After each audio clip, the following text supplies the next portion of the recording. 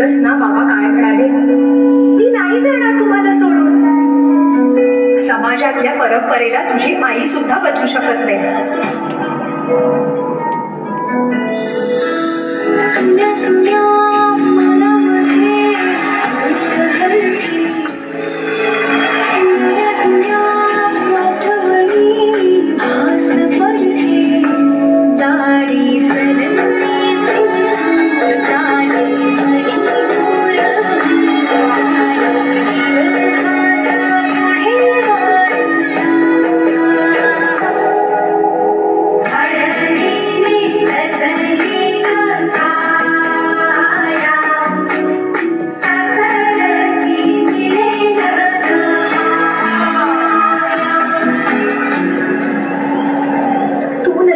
सासरी माया करायला.